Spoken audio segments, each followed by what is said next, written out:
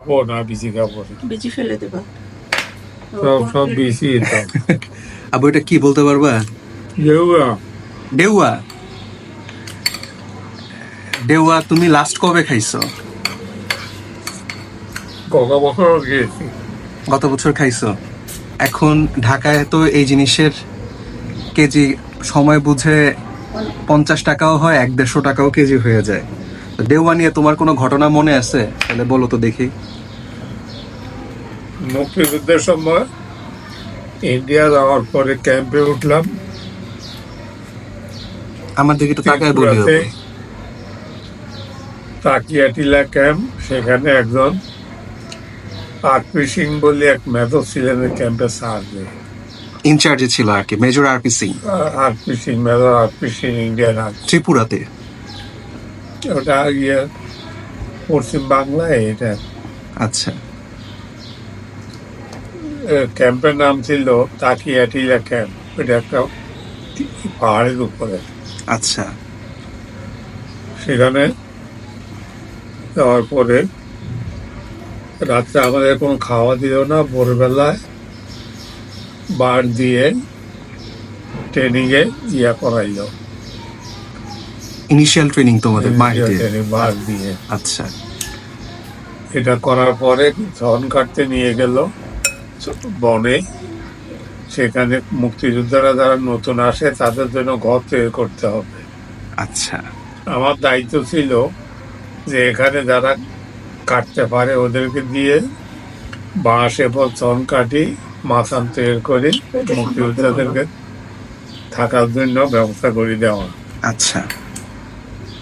এখানে দুপুরে ভাত দিল টিনের প্লেটে করে।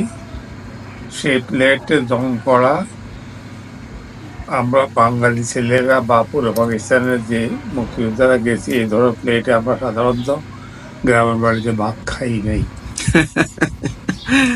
আচ্ছা। ওরা ভাতের সাথে বালিও ছিল।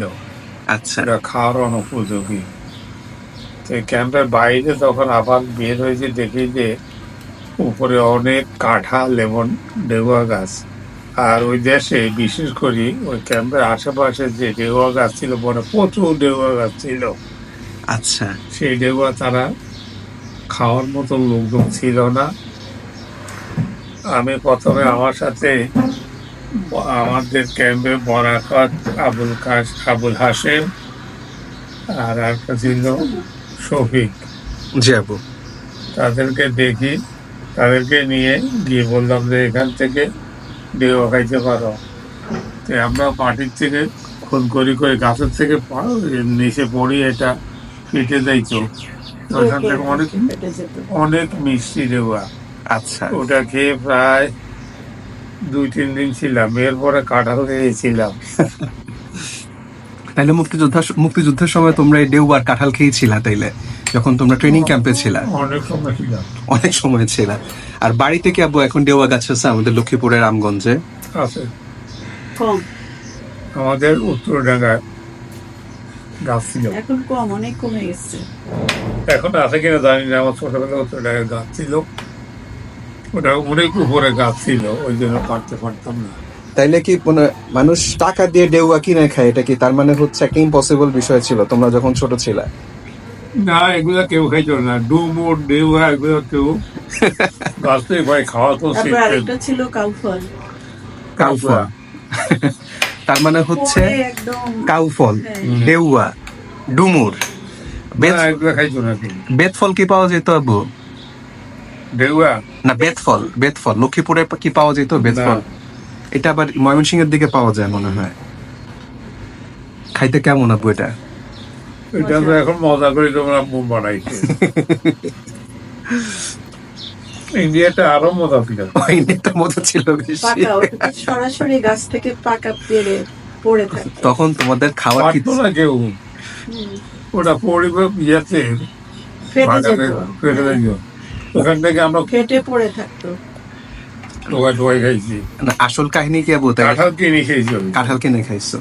কাঁঠালের দাম কয় টাকা ছিল আবু, বা কিরকম দাম দিয়ে খাইছিলা? ওয়ান রুপি দিয়ে 1 টাকা দিয়ে একটা কাঁঠাল কিনে 5 জনে খাই কিছু পারতো না। এত বড় কাঁঠাল। এত বড় কাঁঠাল 1 রুপিতে। বনের ভিতরে বনের যারা বার করে, বিশেষ করে মহিলারা,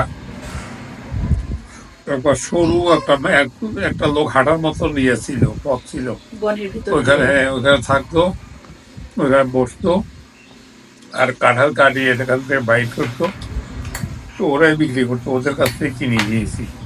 আচ্ছা আচ্ছা, এই জিনিসের মধ্যে কিন্তু অনেক বিচি আছে, যে আমি আবার একটু দেখাই, অনেক বিচি হয়। তো ইন্ডিয়াগুলোতে এত বেশি ছিল না। ওগুলো মাংসল ছিল, ওগুলো যেহেতু একদম গাছ পাকা ছিল। পাকা ছিল, গাছ এত পাকানো কচি। ওদের জাতি ওই রকম। ভালো জাতের ওরকম। জাতের, ভালো জাতের ছিল। আচ্ছা ঠিক আছে, যাক আব্বু এখন তো বিলুপ্ত প্রায়, যার জন্য পাওয়া যাচ্ছে না, কচি থাকতেই পেরে পেরে ফেলে। ফেলতেছে দেখা যায়। হ্যাঁ, যাক থ্যাংক ইউ আব্বু, তোমার কাছ থেকে একটা গল্প শুনলাম, সত্য ঘটনা শুনলাম আর জানলাম আর কি। আমাদের তো বিয়ে খাইতে অনেক মজা লাগে, কিন্তু এখন পাওয়া যায় না, এটাই প্রবলেম। ইন্ডিয়ার লোক আমাদের পছন্দ করতো না।